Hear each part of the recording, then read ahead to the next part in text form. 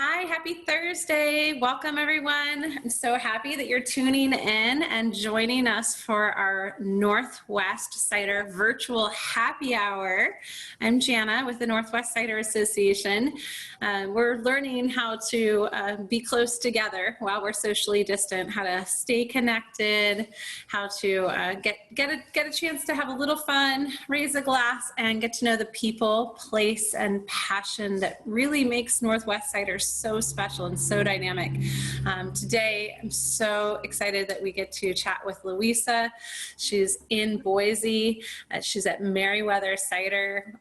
Louisa and I connected a little bit yesterday, and we are in for a real treat today. We're going to have a really great time getting to know about the story of the Leadbetters and the story of the cidery, and getting to know Louisa and your story, and taking a tour of what some of the profiles are like, and getting to know more about what it's like in Boise, Idaho. So I would love to first welcome Louisa and let her kind of let us know a little bit about who she is, and then maybe pretty quickly, because I know it's definitely cider time over here, maybe we can get right into one cider together.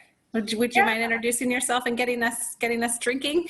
I would love to. So my name is Louisa Weitensteiner, and I work here at the absolutely lovely Meriwether Cider Company in Boise, Idaho. Full disclaimer, am not a family member, but I am their first employee that they hired, and also they treat me like family, and we all come together as family here. So I feel very safe and be able to represent for this lovely company that I just adore so much. I am actually downtown at our cider house. It is the first cider house in the state of Idaho, and one of just a handful of proper cider houses.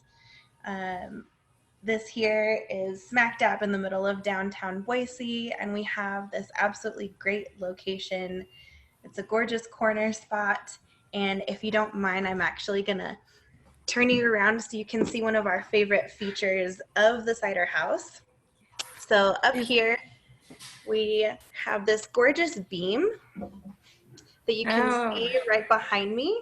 Yes. So this beam runs along the entirety of the building, not just our space, but throughout the entire block's worth of building. It's from the original infrastructure. So it was actually buried underneath a bunch of drywall and stuff from a previous remodel. And while our people were going through and cleaning everything up, they found this gorgeous beam underneath. And so we unearthed it and polished it up a little bit and allowed it to shine in our space. It ties very well into our whole brand, which is really pretty rustic and really adventure based, which I love, especially being here in Boise, Idaho. You know, we have so many different resources available to us. It's kind of like a little oasis in the middle of high desert. So we get all these really beautiful things that we get to incorporate into not just our space, but our cider. So gorgeous. It looks like an enormous beam, one of those really, really big pieces of wood that have such a historic relevance. I can see that that's like an integral piece for your cidery. Yeah, and it is. It's really great. It actually is from one whole tree. So the beam itself is just ginormous. Amazing. Amazing. What the tree looks like. Yeah. What about what's our first cider? What about We're gonna jump right in with some Foothills Semi-Dry. I figured this would be a great jumping off point. So this is one of our cider makers' favorite ciders.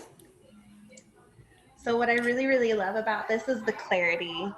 It's nice and crisp and clear. And you can smell a little bit of that funk too. Can you show us the bottle, Louisa? Yeah, absolutely. Thank you. So this here is our bottle of Foothills Semi-Dry. Ta-da! Beautiful. Thank you. Yeah.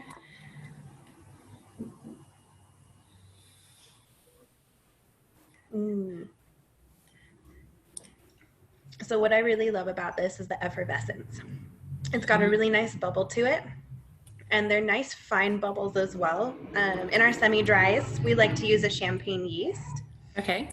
That way it can have that really beautiful, still almost fruity flavor without having too many sugars left over. So you don't want a ton of the residuals, especially for your semi-dries. But the nice thing about a champagne yeast is that you can ferment it down and ferment all those sugars out, but still get a good fruity flavor, but have that dry mouth feel. Really clean is usually sort of that characteristic, right? With you get that brightness. Absolutely. And it's very clean, it's very crisp. And I like that it has still a good little linger in your mouth. When you taste it after you've sipped it, you can still have a little splash of apple in your mouth, which just makes me so delighted. Yeah, such a fun item. And you guys really make a lot of different ciders. I was looking through the list.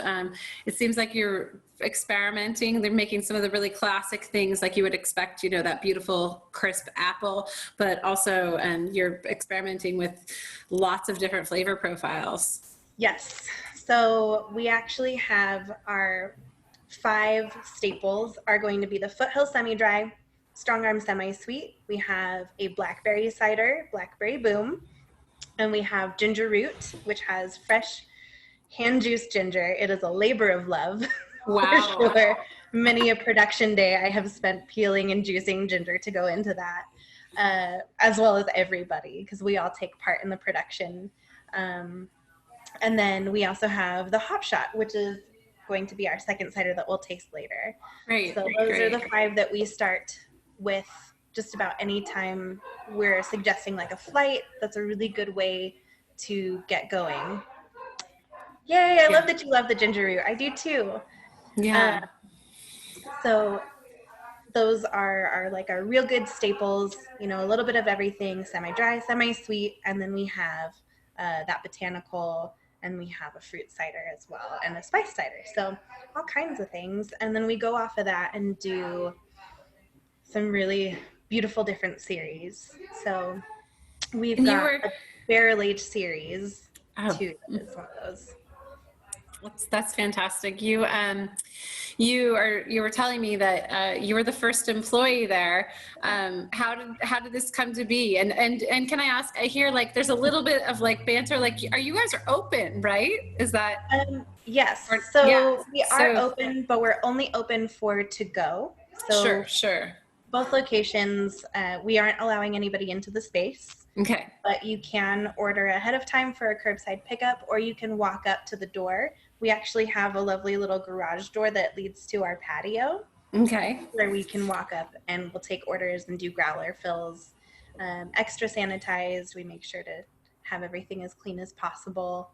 And we can still run our business this way. Yeah, we'll have to dig in a little bit more to this because you guys are doing lots of cool stuff. But I was hearing like a little bit of background, and I was checking to see if we had, you know, somebody had their kids or dogs or something unmuted, and then I was thinking, you know, they're open and doing some work. So like your team is hard at work. So I'm sure that that's kind of a little bit of like real time. You know, here we all are always like multitasking in this brave new world. So you were telling me that you were their first employee, and Emily has asked, absolutely, I agree. What year was the cidery established? Will you tell us the story of how you came to be on this side of the cider bar? Yeah, I would absolutely love to. So we actually were established 2017. So it's been 4 years as of February. Wait, 2016. Sorry, my math is just awful. So it doesn't feel like it's been that long. I've been with them for just over 3 years. We've been open for 4. So they actually started at the farmer's market as a very small, like garage type company. They were just hand bottling everything and pasteurizing out of this tiny pasteurizer that you can just get, you know, off of the internet. And they were at the farmer's market there and doing that. And that's actually how I met them, was being a regular at the farmers market. And then when they finally opened up their location back in 2016, I became a regular there, and they needed someone for a farmers market season. They hadn't been able to find anyone for that season. I just happened to be there, right place, right time, and I started the very next day. That's I had Saturdays open every week and was like, yes, I want to be here. Let me be here. And I haven't left since. I love it. It's so clear that you're so passionate about working with Meriwether, and I love that the story sort of starts in the farmers markets. I know for a lot of the cideries that we've seen kind of grow into fruition, you know, they've started in some capacity that's pretty small, and the farmers market is such a great entry point. And certainly, you know, we always have this conversation around how cider is rooted in agriculture and how, you know, this is really the connectivity, and we do a lot of you know, kind of cross-pollination with that. And so I saw that you guys are still really very much actively helping to support the farmers market now, right? At this time, you're doing cider, you're doing pickups for the farmers market? Yeah, we are. So the Capital City Public Market, which is the big farmers market down 8th Street here downtown, they are working on a location. They just found one to set up shop. It's been kind of, you know, an issue for the farmers markets to be able to shift and pivot into still being able to provide for their vendors a space to safely sell. And both farmers markets that we are a part of have found their spaces and are doing online ordering for kind of like a drive-through farmers market. So you can order ahead of time online. You can schedule a time to come and pick up, and then everybody just has things ready for you, and you go and you grab your produce, you grab your ciders, and you get to still help all of your people, which is really great. That is fantastic. I love that you guys are doing that.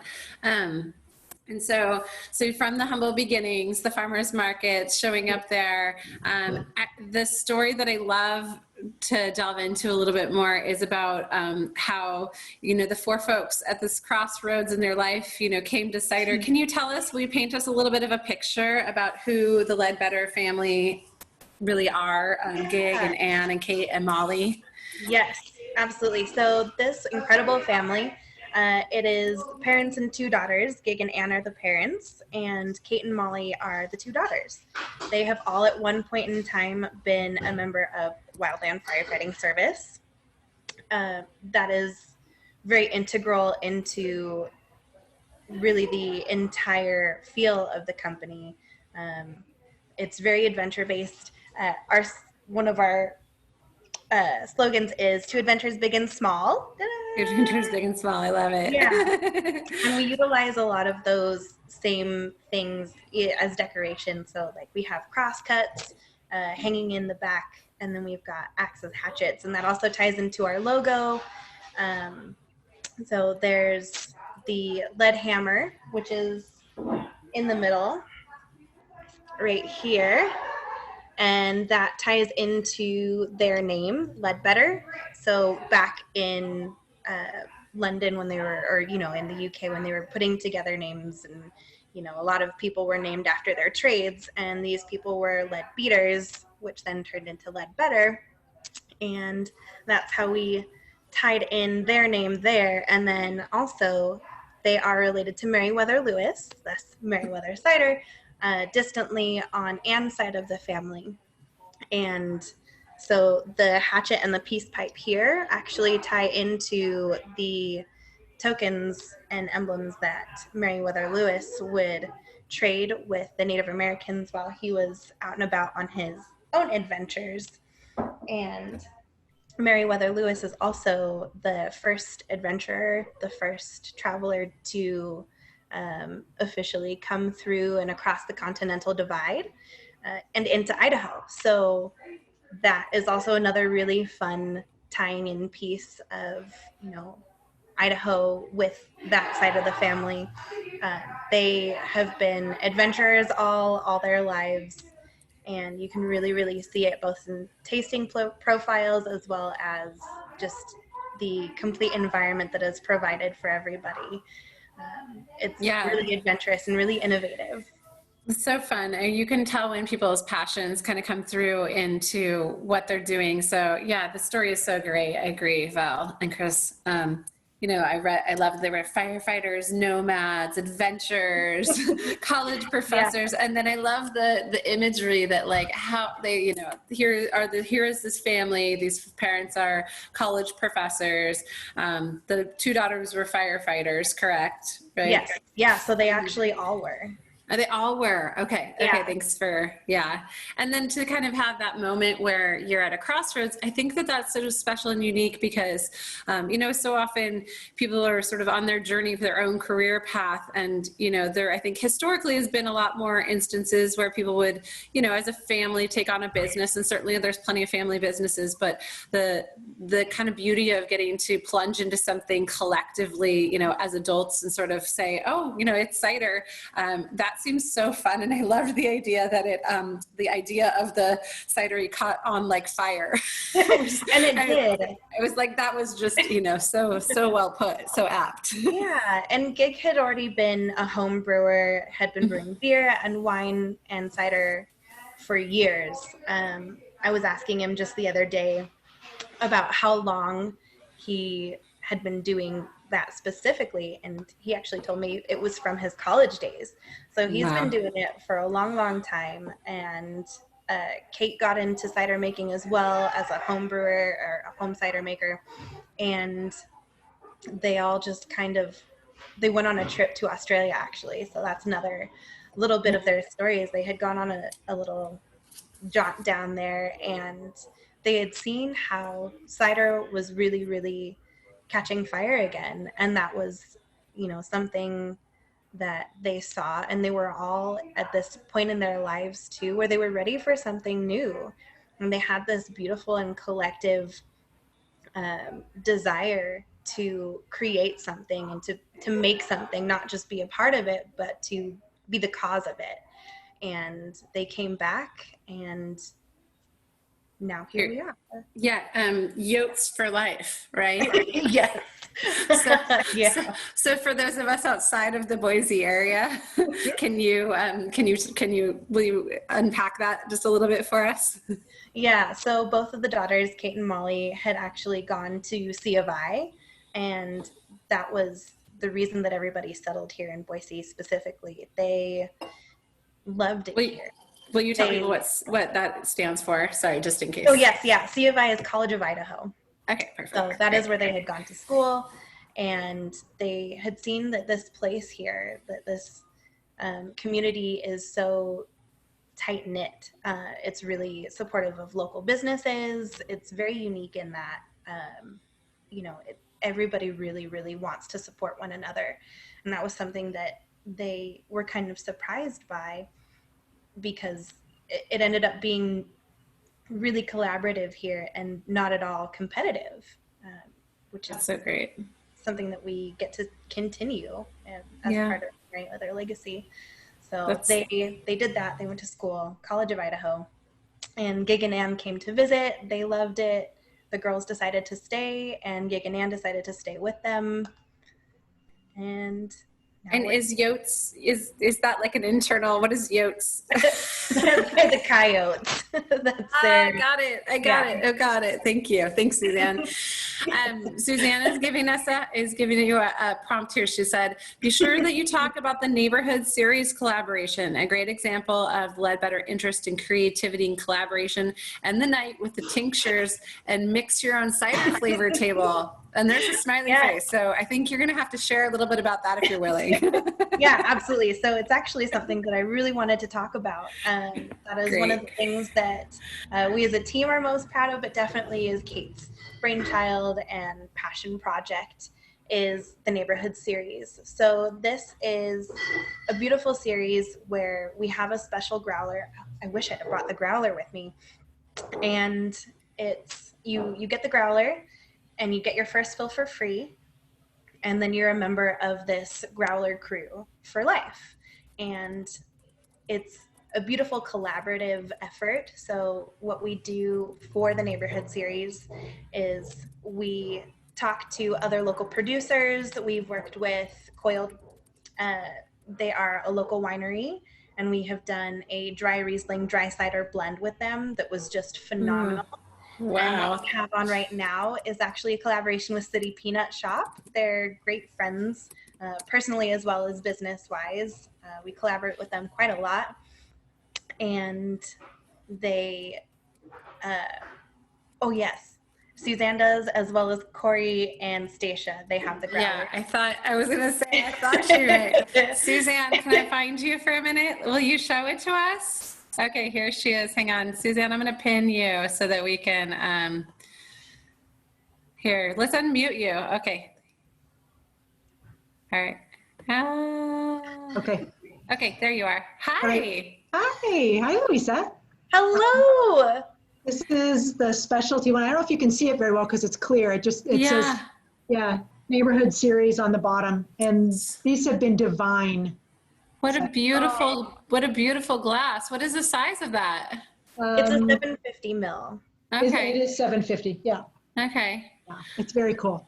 That looks awesome. How fun. Love that. Beautiful? And it's got a nice flip top. And so we're just really trying to tie in other community members to bring awareness and So also beautiful. be mutually beneficial. So it's been really great. We have a bunch of other people in the queue for our next release. This is a quarterly release, so we do it every few months. And I cannot wait to see what we do next. So fun. You guys seem like you have so much good collaboration happening. Anne is wondering, and I agree, is there any chance of extending your shipping to California? Do you know? Is that on your radar? That might be. We do ship to California currently. We don't recommend it as often just because you have to pay shipping twice and full prices. So what happens is you pay the shipping from here to California, and then you have to pay from the state of California to your actual home location. So you absolutely can still purchase online for California orders. It's just going to be a little bit more. So if you're willing to jump in, go for it. By all means, I'd love to have you. Well, your hardworking friends of the Cider Association are doing anything we can on our end to help make the shipping world better. So, we appreciate that. Stay tuned, Yeah. It's certainly shifted, there was, I think less of a presence for a lot of cideries of online sales, 8 weeks ago. And we've certainly seen a pretty rapid jump in the number of folks who have come to the online market or made their online market more robust. And so certainly, we're all eager to, be able to come into the places that we love and have life return to, normal. You'll see my air quotes, but regardless, I think that continuing to figure out ways that we can get cider to people, wherever they are, is something that we're all really excited to invest some energy into, and definitely know that we're thinking about it. Yeah, So, we appreciate the work that you do to help make things easier for everybody. Beautiful. Well, thank you.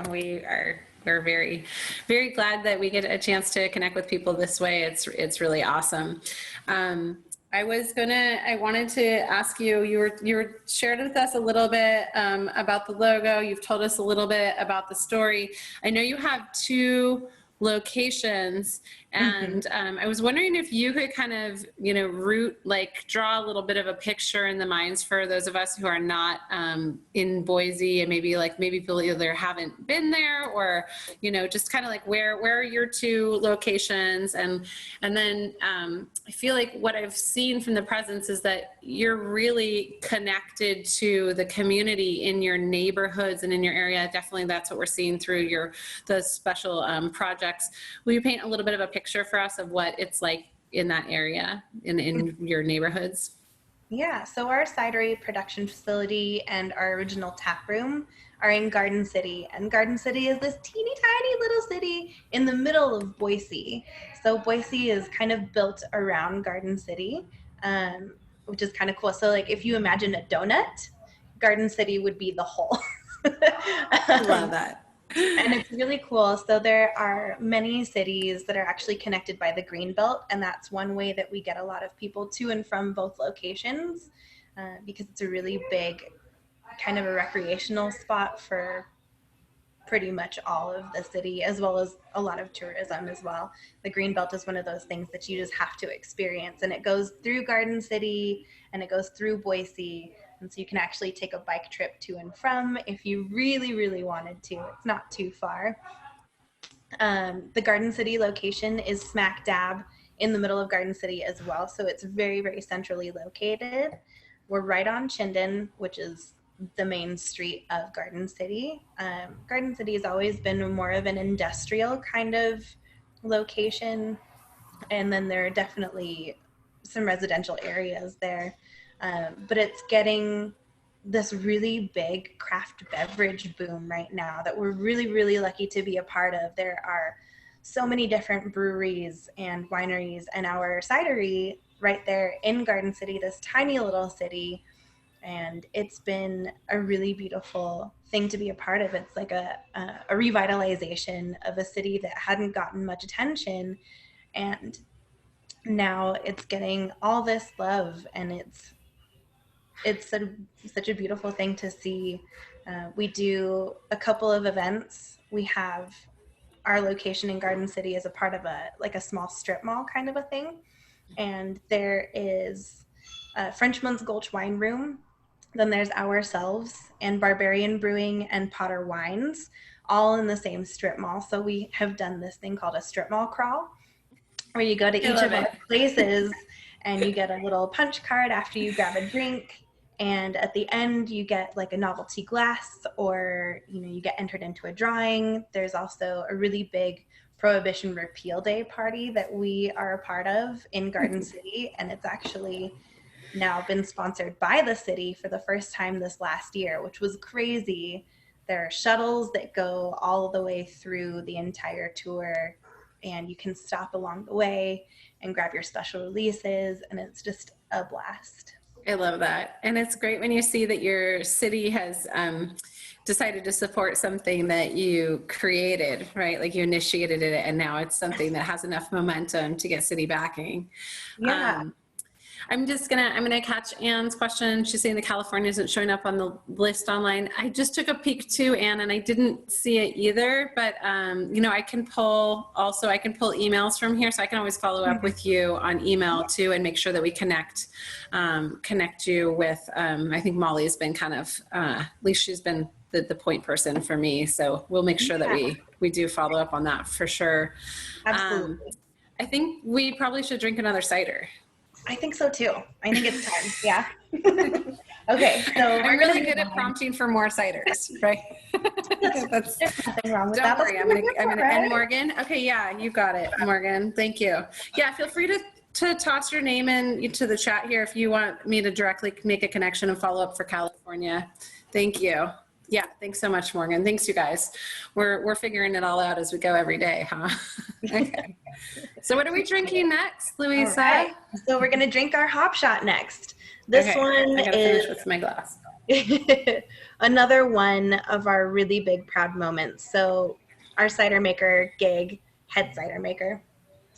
This is actually one of his favorite, and it's a staff favorite, but also it's an international favorite. Big ups. This actually got double gold at Glint Cap this last year. Best in category, which was very exciting. Congratulations. That is a really wonderful, prestigious thing to have earned. Thank you.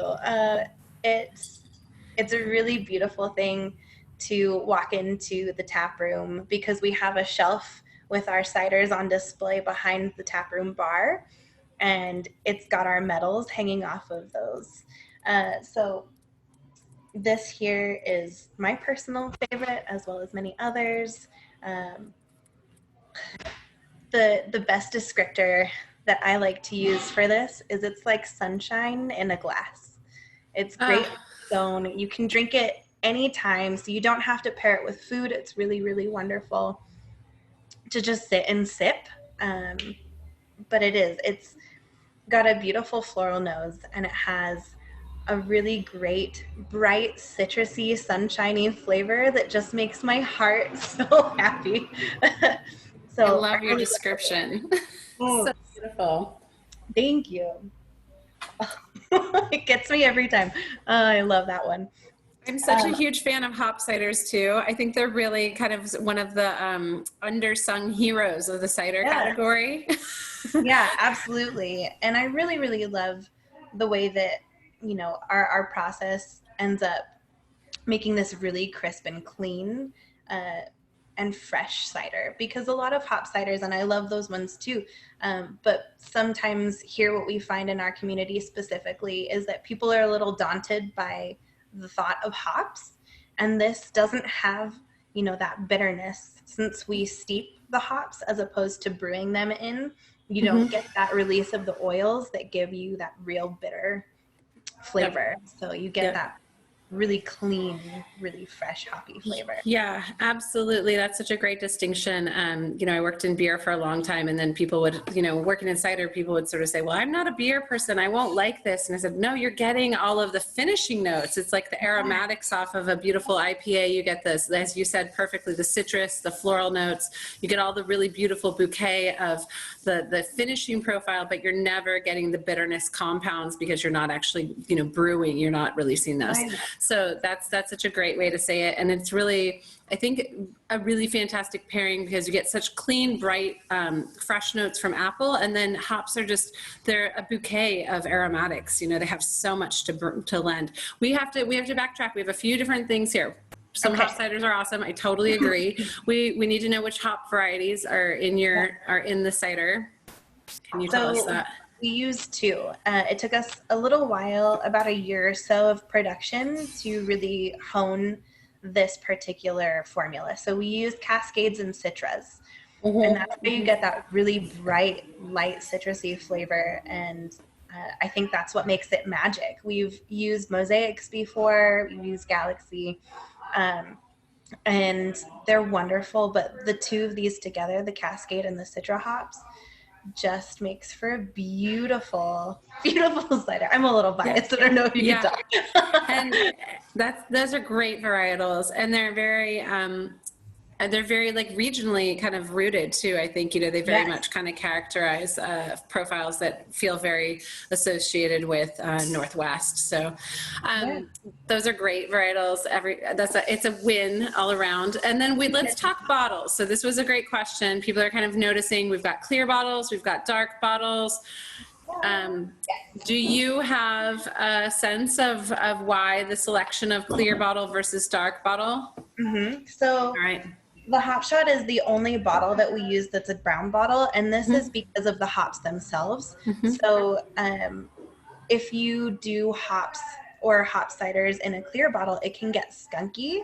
And so it creates this off flavor when you're tasting your cider, and you want to protect it from that sun ray so that it doesn't turn on you. So that's why we have that extra little bit of filter and protection in our bottles so that you get a really fresh cider. Yeah, fantastic. Yeah, good question. This is an observant crew. This is really good. And you guys just like keep the questions coming. You know, if you want to chat, we'll pull you off of mute. You know, you're welcome to unmute yourself. This is, you know, but that was really a great ask for sure. You know, it's the enemies of, you know, beautiful craft beverage are, you know, light and vibration and heat. And so, you know, as much as we can protect them, and certainly certain ciders and certain profiles are more delicate than others. So it's great that just makes perfect sense. And yeah, the bourbon barrels are also in the dark glass. Do you guys put the bourbon barrels in dark glass as well? We do. Those also go in the brown bottles, both because of those off flavors that can be produced with the too much sunshine, but also because it helps makes a distinction between the different series and different things. A little bit of a stylistic intention, right? Yeah.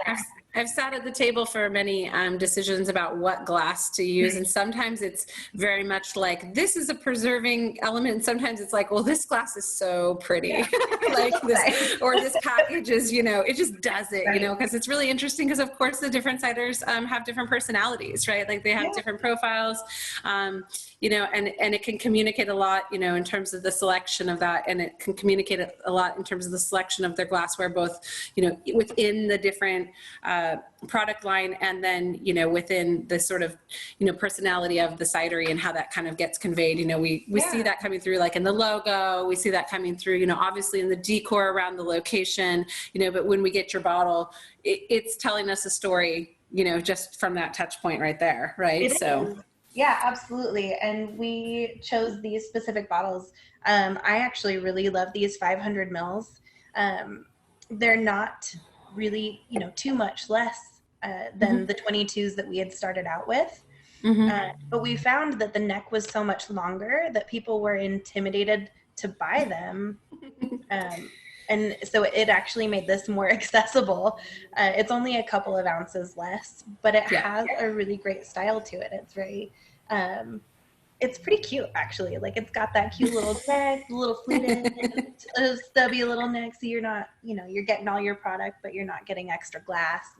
It's also less waste. So yeah, it is funny how the psychology is, certainly, cider, and I loved how you guys said the cider was the missing link between wine and beer, and it certainly takes a little bit of nuance to try to like create that presence of category. Those of us have looked on the shelf and it's like, here's all this beer, and then, where does cider live? So the selection of glass really makes a difference, and that 16.9 fluid ounce, 500 milliliter size has sort of become a real sweet spot for cider. Like when you see cider in a 22 ounce, I think there is a little bit more of a intellectual journey to, is this beer? How does it make sense?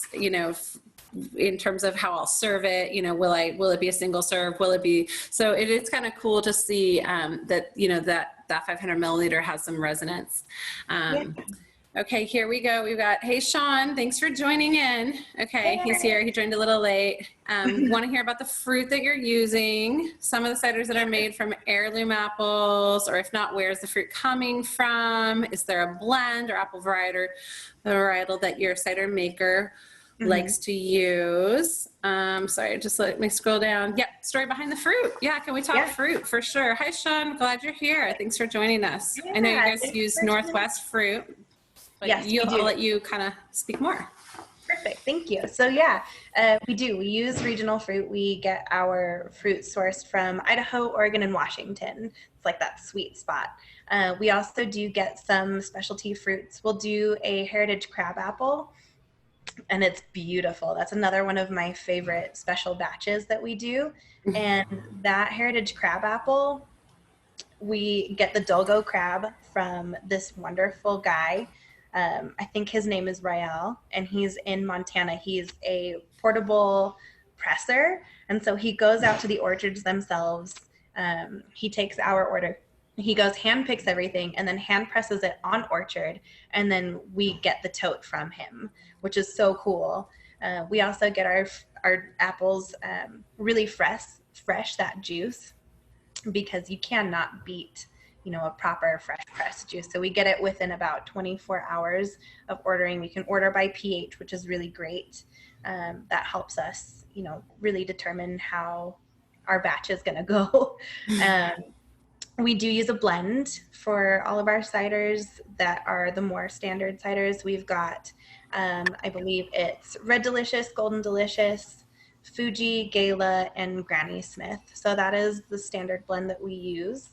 And we build everything off of that. And then we can add things in. We do a really great series called Kick the Keg, which is a super small, I see you, Stacia. It's a super small 1/6 barrel, so 5-ish gallons of cider per week.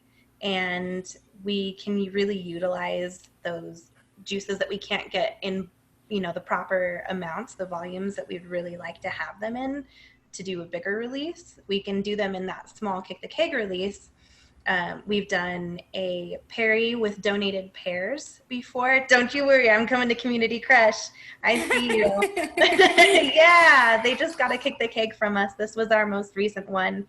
We actually are out delivering that today. It's all sold out. It sold out like lightning. This is a strawberry rhubarb. The rhubarb and the strawberry juice were both local. We've collaborated in the past with the Idaho Botanical Gardens. They've donated us a bunch of rhubarb so that we could make a big season of it last year. And this was a tiny bit of some homegrown rhubarb that we got out of somebody's backyard. We do the Community Crush, which is a really great thing that we do every year. It ties in really well to our culture and our community. The Community Crush is where we encourage people to bring in their own apples from their neighborhoods. So if they've got trees in their backyard, or their neighbors got trees or something like that, they collect those, they bring them down, and we'll collect them for about a month. And then we have a big party on the patio where we bring out our crusher, and we actually have everybody come and help us press that juice. We turn it into a cider, and then proceeds from that cider go to the Treasure Valley Food Coalition. This is great. I love that story. Met some of you on here know that I worked for Fin River Cidery for a number of years, and they similarly do kind of a community gathering. People who have backyard fruit can bring it, and it gets a press, and then a kickback goes to, it used to be the food bank, and then it was youth programs. It's just amazing.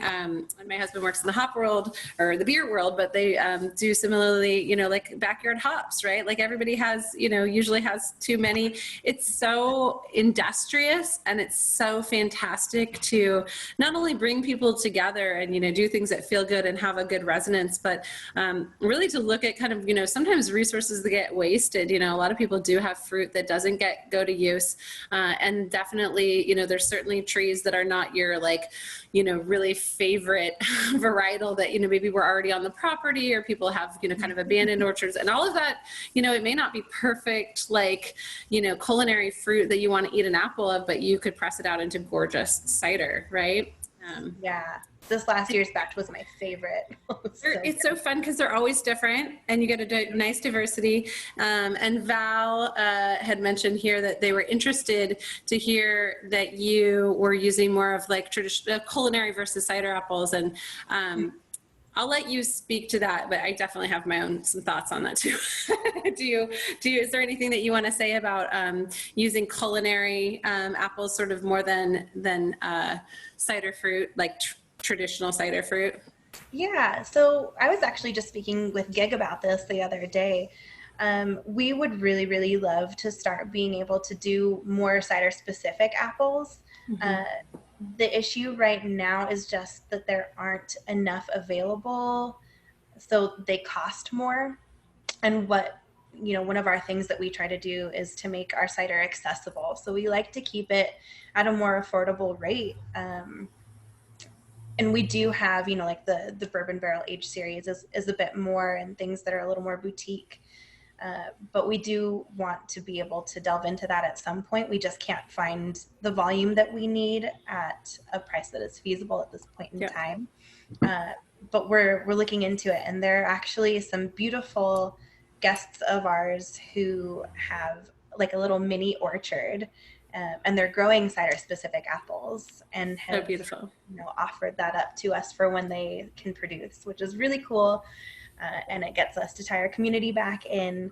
But culinary apples are so great because you can do a lot with them, and you can still create a world-class cider. Any of these is a really good representation of that. It just it's about picking the right blend and finding what your particular taste profile is going to be too. Yeah, I think you did a really beautiful job articulating that. And I think it's a really great, I guess I've had this moment of kind of wanting to pull the curtain back and say, hey, most cider that you drink that's on the domestic market is made with culinary fruit. There is for sure really beautiful heirloom traditional apples, but like you said, it's kind of, there isn't a large quantity, the price is somewhat prohibitive.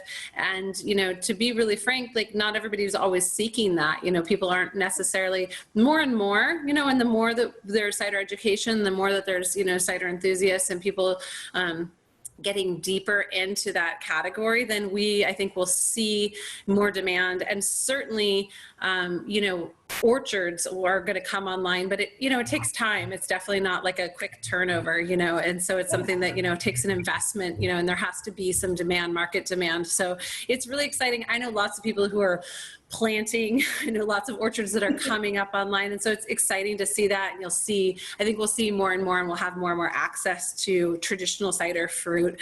But I think it's really great for people to kind of realize, that a lot of cider that we love is made with culinary fruit. And as I said before, it's a great, repurpose. It's a great opportunity to use fruit that exists in the market that may not be perfect grocery store, shiny and looks great, but it's perfect for pressing, so. Yeah. I want to go back and make sure we get in a couple questions, and we've got another cider to do. So let's, so Sean, he's asking about, I said, you have a vibrant Basque community in Boise. Do you make a cidra? Have you guys contemplated making a cidra to give a head nod to the lovely region and style found in northern Spain? So such a good question. Oh, I love that. I love that question. And I don't know if you can tell, but I'm very excited to give you the answer. So we are actually in the process of doing a wild fermented single varietal Basque style cider. We were hoping to have it ready for Jaialdi, which is a big celebration that we have every 4 years here in Boise. Because of our Basque community, it's actually, if I remember correctly, it's the largest Basque community outside of Basque Country itself. We actually have had multiple times the president from Basque Country come here to celebrate Jaialdi with us. So we have been consulting with some of our local Basque people and having them taste this wild fermented single varietal Granny Smith cider that we are working on. And right now we have had really, really great feedback from them. I cannot wait to have this be released. I'm so excited. I'm almost You're giddy. Yeah. Yeah, I am. I really am. It's one of those things that we have wanted to do for a long time. And we were able to do it because of a local orchard called Sim's Orchard. And we were able to get 800 pounds of Granny Smith apple, and we hand pressed it all and just we're letting it ferment in the barrel. So beautiful. Yeah. Do you have a vision on what the packaging will look like on that? Do you think you'll do it in a 500 ml, or maybe you guys don't know yet? I honestly have no idea at this point in time. But that's a great question. I'm going to have to bring that up at the next meeting. I think it's going to end up being probably a little more specialized because it is, it's really a special cider. So we want to make sure that it pays that attention and gives, proper tribute to the cider that it is and the community that it's in tribute to. So yeah, that's great. Sean has a very dear friend who designed the Table for Your Friend cider here in Oregon, who is a huge in the local Basque community. Megan, we can let him know if you want to get connected. So if that hasn't already happened, right? Maybe it has already happened, but if not, we can connect you guys for sure. That would be so wonderful. Let's make love connections. And then let's ask, thank you, Sean. You're such a good wealth of knowledge. I'm so glad you tuned in. And then Tony was wondering, I really want to make sure we get to this third cider. So I'm going through it, right? Tony asked about the spices. Are they from the farmer's market, the ginger and the rosemary for the grapefruit rosemary? Do you want to talk to us about the origin of those? Oh, I would love to. Okay, so when we do our really beautiful herbaceous ciders, which we typically come out with in spring, grapefruit rosemary is the third in that lineup. So each year we start with a cherry thyme balm, and then we do an apricot sage and grapefruit rosemary. So those herbs and a lot of our herbs and other fruits that we will put into our ciders typically are local. We specifically source our herbs from Purple Sage Farms. They're really great friends of ours. They're also at the farmers market. They're staples of our community. They're just incredible human beings, and I love them dearly. I miss them so much right now because of the farmers market situation. But we like to really utilize them and our other local farmers. We've used Holy Green Gardens cucumbers for a cider that we did last summer. But typically, yes, it's going to be from a local farmer when it's not our big, volume of apples that we order. So yeah, Great, thank you. We need to drink your third cider. Yes, let's do it. It has to be done.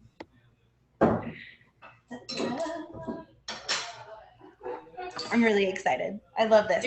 Maybe some of you already jumped ahead. Are people already on the third cider? We took a while on this one. I don't know. Yeah, you can like hand raise, like if you're already drinking the third cider. That's okay. No judgment. I just really like doing this, so thank you. You're natural. Thank you. I really love this grapefruit rosemary. We use fresh pressed grapefruits, and then we make a tincture out of the fresh or the dried rosemary. Sorry. Sometimes we do use fresh, either as a garnish or for a smaller batch. But this we really love.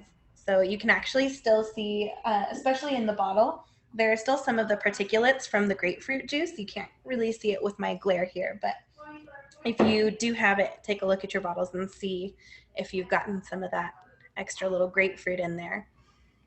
Ugh. I love that this, perfect. I love that this one, you can taste both the sweetness and some of that bitterness from the grapefruit. We do actually use some of the peel, so we don't just press the citrus in the flesh inside, but we will use some of that rind. That way you do get an extra little bit of that tannic bitterness. It's really great. Adds extra body to it. And then that rosemary we upped just a little bit this year, and it finishes so beautifully. I love that really clean, savory finish. It's just phenomenal. Val was loving this. Jessica's loving this. Morgan is not happy that this is not currently in the glass. No, I mean, no. This is good. We'll figure it out. Yes, of course. Yeah, this is such a what a great innovative flavor profile combo. That's what's so exciting about cider is that you can really play with it. Yeah, it's tickling your nose. Okay. One of the things that I absolutely love about ciders in general, but specifically our ciders, is how well they blend with other things, but also with themselves. So if you guys are feeling extra adventurous and extra crazy, let's do it, Louisa. One of my favorite combinations right now, especially for springtime, it's a beautiful day out here today. So mixing the hop shot with the grapefruit rosemary, you can do a 50-50. You can do a 2/3, 1/3, either way, and get a really, really great flavor. So I'm going to mix mine up and give it a little stir here. You're the mix master right here. What's the ratio you just made? So this one is like a 40-60. It's 40 of hop shot and 60 grapefruit rosemary. But of course, you can just do what you have on hand. I really love this because it adds and it brings out more of that hop flavor. So you get more of the citrus from those hops, but you also still get that nice herbaceous finish. Do you have a name? Because Sean's got some good ones for you. I'm curious. Have you? I appreciate that. So I did at one point have a name for this blend, but I can't remember what it is. So I would love to hear what Sean has to say. Sean has grape shot, hot fruit. Got a couple right there. Yeah, they're both fun. I like hot fruit. We can call it a hot fruit rosemary. Yeah. It's so fun that you are doing that. I think that blending cider is a really fun thing to do too. And then I also noticed you guys are doing cider Crowlers of Cider cocktails. I mean, can you tantalize us more and tell us a little bit about that? Yes, there are so many things that we're able to do right now, things that we already kind of dabble in, but we're using this time to kind of innovate and find new places to incorporate our cider. So something that we're doing is on Tuesdays, we have a Take and Bake Tuesday where we work with a local food truck or a local restaurant or catering company, and they will come up with a menu that pairs well with a specific blend of cider. So we've been using cider mocktails. We've done an old fashioned before. We've done cideritas, which was really fun. We like to do that. We did that this last week for Cinco de Mayo. Yes. We had like enchiladas and tacos to go for the take and bake, and then we had crowler cans of cideritas, which was just fantastic. So we do all kinds of things. We're really fortunate that a lot of our teammates, but specifically Norelle, she is a master bartender, and so she helps us come up with these fun little things where, you know, we can create these mocktails and cocktails with our cider. So good. Yeah. Yeah, this is like yeah, these are so incredibly fun. You guys are doing so many great things. We're bumping up to the end of our time. I told you it was going to fly by. That was really quick. Right.